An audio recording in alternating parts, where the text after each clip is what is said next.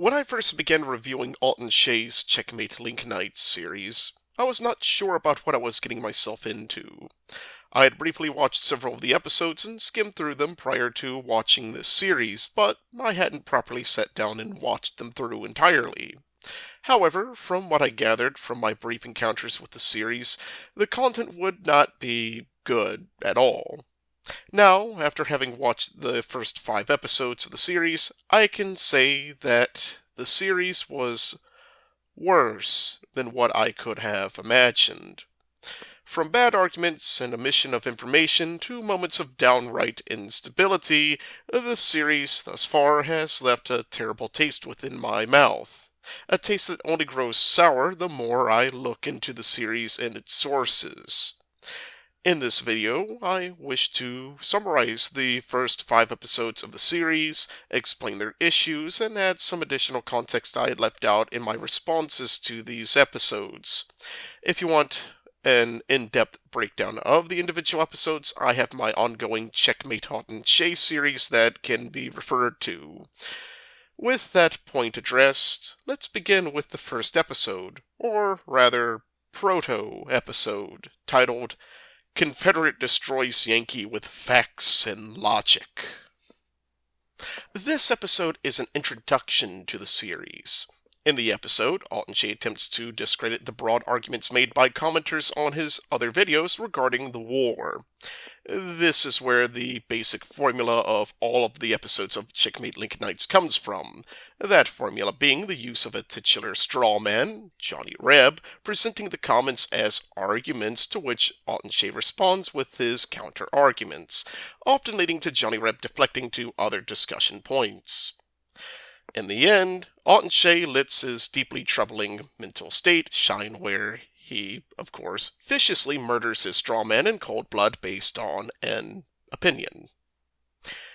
The episode is brief and is all over the place, yet it offers us a good example of everything wrong with the series in less than 7 minutes. His entire format is built upon a fallacious form of argumentation by utilizing a straw man, this being Johnny Reb. The entire purpose behind the straw man is to present a stereotypical view of Atun-Shei's main opposition while taking comments out of their proper context in order to break them down. It serves as a mechanism of debate without having to debate a person, especially someone who may know more about the topic at hand than Atun-Shei. It also serves as a means of discrediting his critics by presenting them as a caricature, specifically one that is ignorant and disingenuous about their intentions. The ending of the episode, though, is poignant as it represents how Atun-Shei views anyone who disagrees with him. Not only does Atun-Shei hold his opposition with contempt, but, deep within his psyche, he harbors a deep-rooted hatred of them. Some may argue that this was purely an act, all in the name of comedy. Yet, how it is presented, the graphic nature of it, and the point at which he does this, indicates it's not purely comedic, but an expression of an internal subconscious desire. In the end, this episode goes from bad to downright disturbing. After this introduction, his second video, Did Confederate Soldiers Fight for Slavery?, continues this trend of bad arguments. Unlike the first video, there's a better sense of organization, focusing on the specific topic of the causes for why Southern men fought in the war. However, the argument he presents solely focuses on the few arguments made over men fighting for slavery, often including sources that have nothing to do with the topic at hand. To add to this, some of the sources he uses are questionable, highly questionable. Something I didn't adequately address in my video on the topic was one particular book, Marching Masters, Slavery, Race, and the Confederate Army During the American Civil War. This particular source, which he refers to directly in his video, has numerous issues, namely taking the evidence out of its context in order to construct a narrative. For example, within the introduction of the book, it mentions the Battle of the Crater and uses the violent action during this battle in order to lead into the main topic. Within the first paragraph of the introduction, he uses this battle, a battle that was a part of the Siege of Petersburg, as evidence for the racial division by arguing its vicious nature was due to the use of a regiment of United States colored troops during the assaults. However, there's a serious issue. Colin Edwin Woodward, the author of this book, deliberately leaves out important pieces of information regarding the battle. Namely, the troops involved in the battle, Mahone's division, consisted of natives of the city of Petersburg, the city that the Union intended to capture with the attempted breakthrough. To quote from the Battle of the Crater, the horrid pit, "The Virginia Brigade had a personal stake in this fight. By now, word had drifted down the column that the Yankees had broken through and captured some of the lines near the cemetery. Many of the men in the 12th Virginia and some of the other regiments came from this very place. Some of them had homes within range of those Union cannon. The officers had to do little prodding to hasten their pace. For the men of Mahone's division, the lives of their wives and children were at stake, which made a close quarters bloody engagement a desperate fight to the death. To add to this, the brutality on display was not exclusively enacted against the colored troops, but the three other divisions engaged in the fight. To quote Captain William Gordon McCabe, "And now, the scene within the horrid pit was such as might be fitly portrayed only by the pencil of Dante after he had trod nine-circled hell. For the great mortars to the right and left, huge missiles, describing graceful curves, fell at regular intervals with dreadful accuracy and burst among the helpless masses huddled together. And every explosion was followed by piteous cries, and oftentimes the very air seemed darkened by flying human limbs. Haskell, too, had moved up his epaulet mortars among the men of the 16th Virginia, so close, indeed, that his powder charge was but 1 ounce and a half. And, without intermission, the storm of fire beat upon the hapless men imprisoned within." Most important of all, the United States colored troops, when initiating their assault, had egged on such harsh retaliation. Virtually all Confederate accounts of the battle testify that the 43rd United States Colored Regiment shouted, "Remember Fort Pillow, no quarter." This had enraged the defending Confederate forces, prompting harsh reprisals against the colored troops. To put it simply, the battle was a nightmare for all involved. One escalated by both sides as they fought one another in close quarters combat, including hand-to-hand combat. The fact Woodward left these bits of information out, information that changes the entire context of the situation, is telling. It's even more telling that these are the sources Atun-Shei is using for his video. Yet, this isn't even the worst part of this video. For that, it's better for you to see the ending in order to believe it. Look, I know it's hard to hear that your great-grandpappy was all in for slave labor. It's a bummer, even taking into account his reasons for believing that, and to him, they were good reasons. You don't want to think of him that way. You want to think of him as this heroic defender of hearth and home, not as an enthusiastic foot soldier in the slaver's army. But the truth is, he was both. He was a complicated, flawed human being, just like you or me. Now all the great-grandpappies are in the ground, and they've been moldering there for more than 100 years. If you could go back in time and meet them, their beliefs would have horrified you. These long-dead racists are not your friends. You have nothing in common with them. What they stood for was evil, and everybody seems to know it, but you. And until you guys reconcile that fact, you really shouldn't be surprised that you're being criticized. This ending is, frankly, one of the most insulting things I have been subjected to. In the end, the video is insulting and deliberately misleading, trying to gaslight you into believing Atun-Shei's position without sufficient evidence to justify that position. The third video, entitled Tariffs and Taxes, the Real Cause of the American Civil War, continues the trend of wasting everyone's time with needless filler. However, unlike the previous two, it wasn't overtly insulting. Rather, it continues the same trend of him presenting misleading information without providing proper context to the economic system of the time. For instance, he discusses how many of the tariffs were collected in New York City, but neglects to mention that high tariffs equal higher consumer good prices as businesses have to recoup the tariff cost for the good.